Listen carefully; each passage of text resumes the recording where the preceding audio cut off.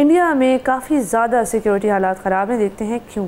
भारत के central state Chhattisgarh में Indian security forces ने एक बड़े ऑपरेशन में 31 माओइस्ट और उनके वर्कर्स को हलाक कर दिया है। 2 सिक्योरिटी एहलकार भी ऑपरेशन में मारे गए हैं और 2 ज़ख्मी भी हुए हैं। ये 2025 का अब तक का सबसे बड़ा इंसिडेंट था इंडिया में होने वाला और पिछले 1 महीने में दूसरा बड़ा वाक़या है। ये इंद्रावती के एरिया में हुआ है और यहाँ पे आपको ये भी बताते चलें कि ये बहुत ही खूनी वाक़या था जिसमें सिक्योरिटी फोर्सेस ने बग़ैर किसी वार्निंग के सिविलियंस के ऊपर फायरिंग की। नाज़रीन, state police inspector general Pattilingam Sundarraj के मुताबिक सैकड़ों पुलिस और पैरामिलिट्री के जवानों ने फोर्स्ड एरिया में ऑपरेशन किया। उन्होंने दावा किया कि यह ऑपरेशन इंटेलिजेंस रिपोर्ट्स की बुनियाद पर किया गया, लेकिन नाज़रीन हैरानकुन बात यह है कि इससे पहले 23 जनवरी को भी ग्रैंड डिस्ट्रिक्ट में 16 माओ नवाज हलाक किए गए थे। इनमें से 12 पर कुल $3,45,000 का इनाम था और उसके बाद 31 जनवरी को पेजापोर्ट डिस्ट्रिक्ट में 8 और अफराद मारे गए। नाज़रीन, यहाँ आपको बताएं कि इंडियन गवर्नमेंट का दावा है कि ये जो माओइस्ट हैं इनके मुल्क में ये माओ ज़ेडोंग जो चाइनीज़ कम्युनिज़म के लीडर थे उनकी पैरवी करते हैं, लेकिन ये बिल्कुल ही गलत बयानी है। इनकी जद्दोजहद इस वजह से है कि इंडिया ने अपनी इंडिजिनस कम्यूनिटीज़ को नेचुरल रिसोर्स से महरूम रखा हुआ है। छत्तीसगढ़ जो मिनरल रिसोर्सेज के हवाले से बहुत ही ज़्यादा एक मालामाल स्टेट है, इंडिया का सबसे गरीब स्टेट भी है। लोगों के पास जॉब्स नहीं है, स्कूल्स नहीं है, क्लिनिक्स नहीं है। Indian home minister Amit Shah ने भी ये दावा किया है कि वो 2026 तक माओ नवाज तहरीक को मुकम्मल तौर पर ख़त्म कर देंगे, लेकिन इसके लिए वो किसी भी हद तक जाने को तैयार हैं। नाज़रीन, भारत ने रेड कॉरिडोर में हज़ारों फौजी तैनात कर रखे हैं। हुकूमती आदाद-ओ-शुमार के मुताबिक पिछले साल 257 माओ नवाज कारकुनान मारे गए थे, जिनमें से ज़्यादातर छत्तीसगढ़ में थे।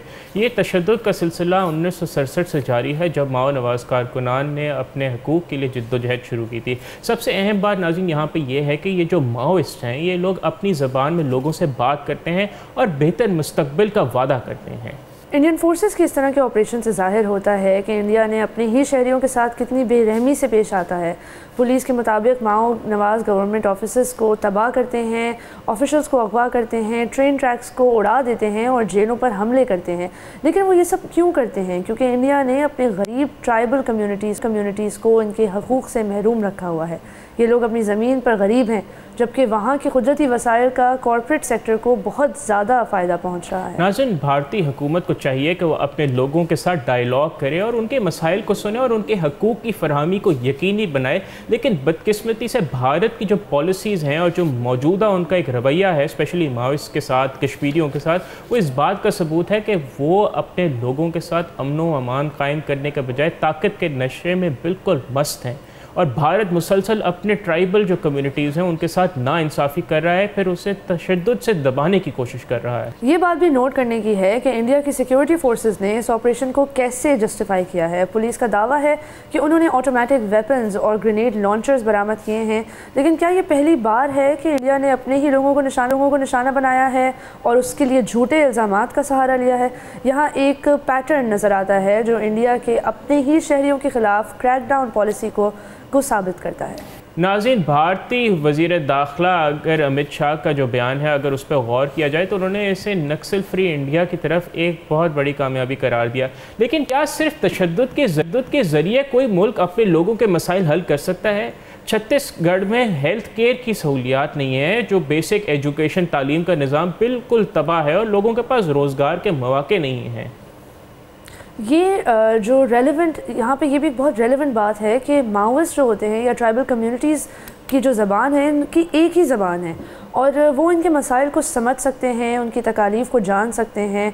छत्तीसगढ़ के ट्राइबल इलाक़ों में 1967 से जो तहरीक चल रही है उसका बुनियाद यही है कि वो इंसाफ का मुतालबा करते हैं, लेकिन इंडियन हुकूमत उसे सिर्फ लॉ एंड ऑर्डर का मसला समझती है। नाज़रीन, भारत के पास 2 ऑप्शंस थे, या तो वो इन इलाकों में डेवलपमेंट करता, लोगों को रोज़गार देता, तालीम का निज़ाम बेहतर करता, या फिर वो फोर्स का इस्तेमाल करता। और भारत ने नाज़रीन बदकिस्मती से दूसरा रास्ता चुना आज तक वहाँ के लोगों को बुनियादी सहूलियात मुयस्सर नहीं हैं। उनके इलाकों से निकलने वाले जो बेसिकली मिनरल्स हैं वहाँ से करोड़ों रुपए कमाए जाते हैं, लेकिन जो मादनियात हैं उससे लोगों का कोई फ़ायदा नहीं होता। ये वाक़या एक बार फिर साबित करता है कि इंडिया की हुकूमत अपने लोगों के मसाइल को समझने की बजाय उनकी आवाज़ को दबाने में यकीन रखती है। ऐसी पॉलिसी से ना सिर्फ इंडिया के अंदर कशीदगी बढ़ेगी बल्कि पूरे खित्ते में अमन के लिए ख़तरा पैदा हो सकता है। इंडिया को चाहिए कि वो अपनी ट्राइबल कम्युनिटीज़ के साथ डायलॉग शुरू करें और इनके मसाइल को हल करने की कोशिश करें। सब्सक्राइब करें और बेल दबाएं ताकि कोई खबर रह न जाए।